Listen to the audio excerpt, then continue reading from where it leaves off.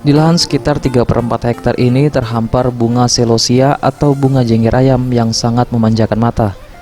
Mirwan selaku pengelola tempat wisata ini mengatakan sudah membangun tempat ini di awal tahun 2020 lalu.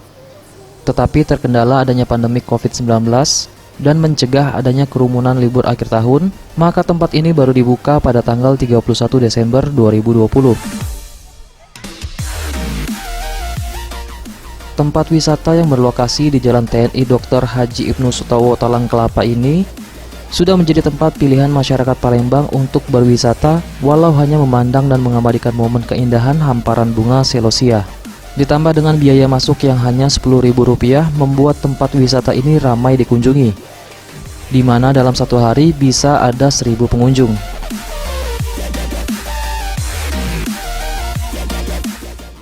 Latar belakang buat taman ini kan kebutuhan kekinian. Hari ini masyarakat ini kan apalagi kaum milenial, ibu-ibu hobinya selfie.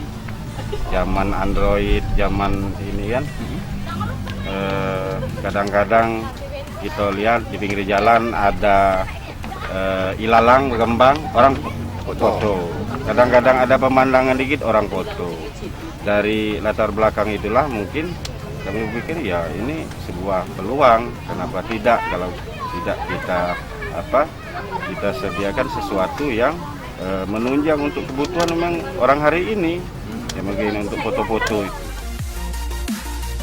Dengan spot yang instagramable ini, tak ayal digandrungi kaum muda milenial Palembang untuk mengabadikan momen ini. Di sini cukup Instagram, pokoknya untuk foto-foto lumayan menarik kan, tempat baru, jadi masih banyak yang belum tahu juga kalau di sini. Lihat ini nih cukup menarik kan, ini warna-warni merah sama kuning. Lagian juga tempat ini kan baru untuk di Palembang, kalau di kota-kota lain mungkin sudah banyak.